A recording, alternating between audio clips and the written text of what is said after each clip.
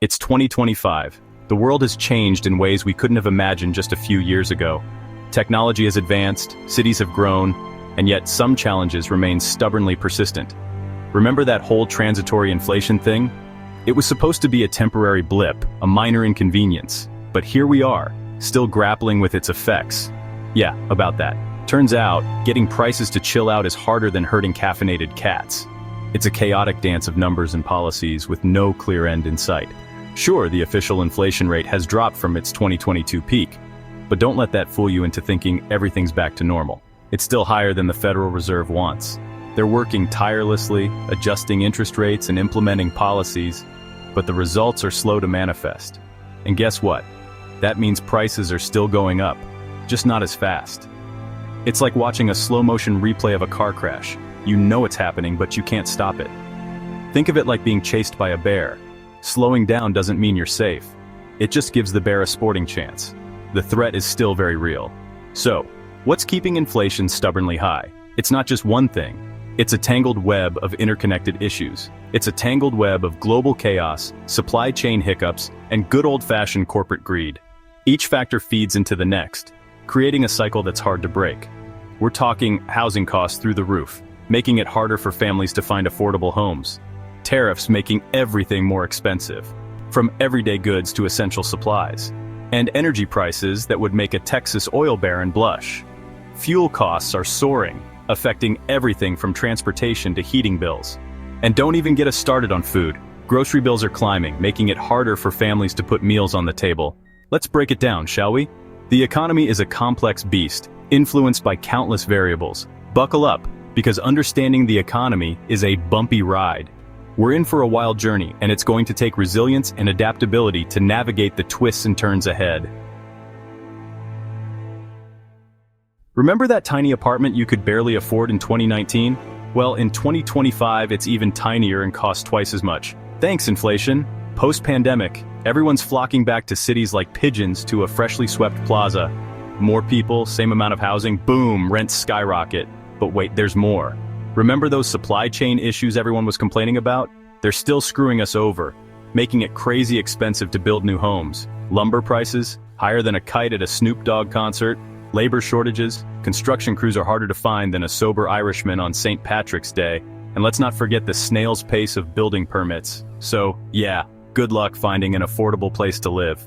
Unless you're cool with bunking with that creepy uncle who collects taxidermied squirrels. Remember when that guy with the questionable hair was obsessed with tariffs? Well, turns out slapping extra taxes on imported goods wasn't exactly the economic masterstroke he thought it would be. Those tariffs? They're still around, making everything from electronics to clothes more expensive. Think of it like this. Tariffs are like that annoying friend who always forgets their wallet when you go out to eat. Except instead of splitting the bill, we're stuck paying extra for everything. And, as if that wasn't bad enough, we've got trade wars brewing like a fresh pot of international tension. Turns out when countries can't play nice in the global sandbox, everyone's toys get more expensive. So yeah, tariffs and trade wars, not exactly the recipe for economic bliss, more like a recipe for a whole lot of economic heartburn. Remember when oil prices went negative in 2020? Yeah, good times. Too bad those days are gone, baby. Gone. Now, oil prices are higher than a giraffe's blood pressure after a triple espresso. Blame it on geopolitical turmoil, supply chain snarls, and the fact that oil companies are raking in record profits while we all weep at the gas pump. But wait, it gets worse. Natural gas prices are also through the roof, thanks to increased demand and, you guessed it, those pesky geopolitical tensions. Remember those renewable energy investments everyone was talking about? Well, they're not happening fast enough to wean us off fossil fuels. So buckle up, folks, because energy prices are in for a wild ride. Section 5. Services sector squeeze. When everything costs more, especially experiences. Remember when you could actually afford to go out to eat? Pepperidge Farm remembers. These days, the services sector is experiencing inflation on steroids. Restaurants, hotels, hair salons, you name it, they're all jacking up prices. Why? Because they can. Remember those labor shortages we mentioned earlier? They're hitting the services sector especially hard. With fewer workers available, businesses have to offer higher wages to attract and retain staff. And who do you think ends up paying for those higher wages? That's right, folks. You, the consumer. So yeah, that post-pandemic vacation you were dreaming of, it just got a lot more expensive. More. Section 6. Empty plates, full price tags. The global food crisis explained. Remember when you could buy a loaf of bread without taking out a second mortgage? Those were the days, weren't they?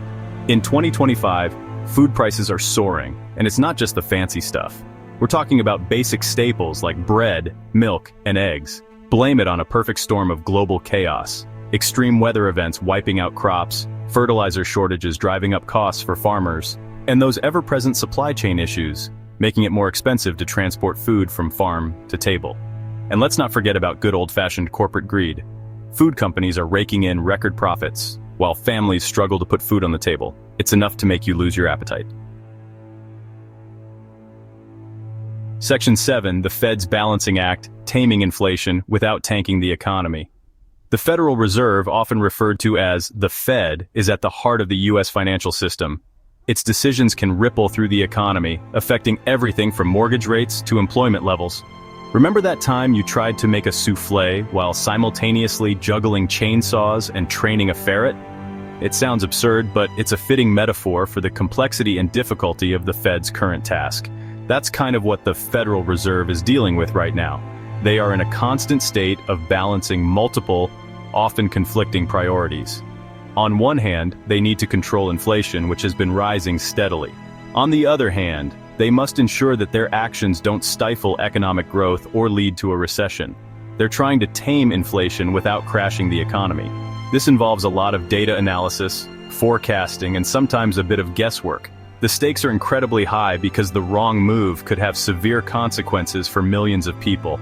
It's a delicate balancing act, kind of like trying to walk a tightrope while wearing roller skates and carrying a tray of champagne flutes.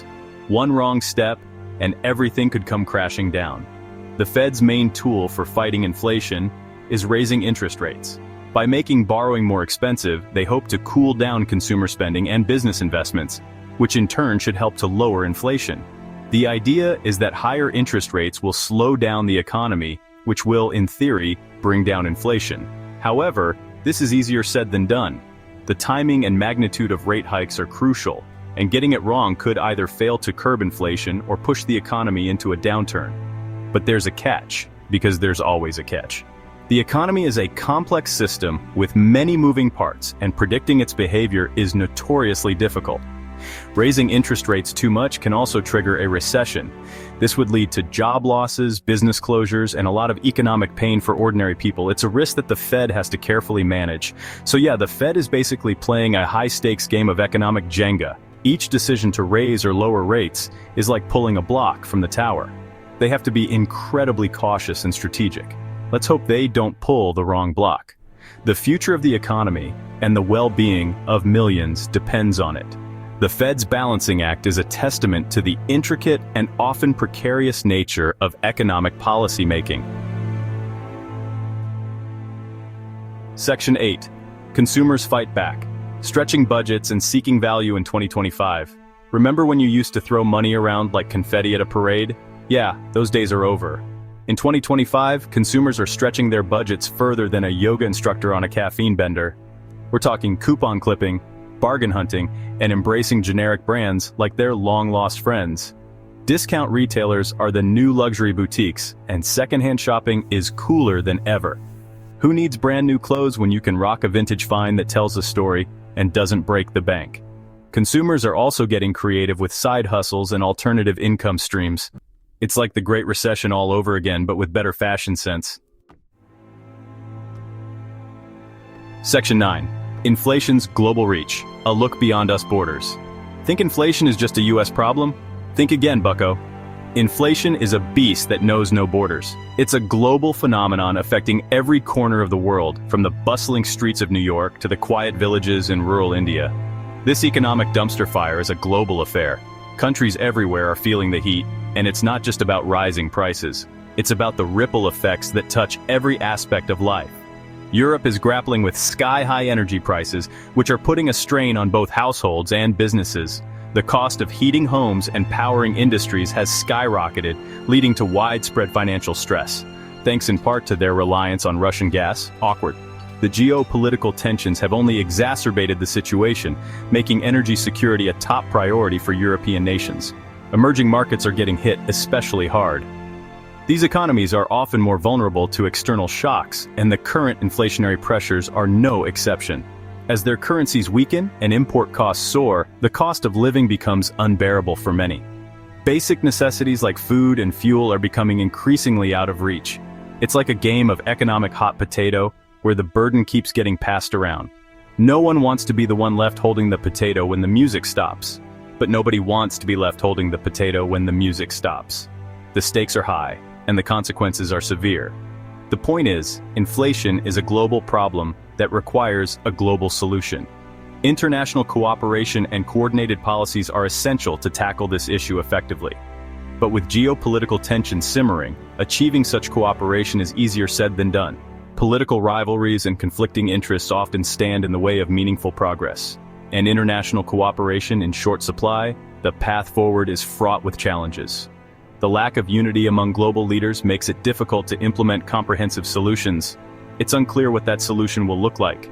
Economists and policymakers are scratching their heads trying to navigate this complex landscape. One thing's for sure, it's going to be a bumpy ride, so buckle up, buttercups, and hold on tight. The road ahead is uncertain, and we need to be prepared for the twists and turns. The economy is a wild ride, full of ups and downs and unexpected surprises. It's a roller coaster that we can't get off. And we're all just along for it. No matter where you are in the world, we're all in this together, navigating the same turbulent economic waters.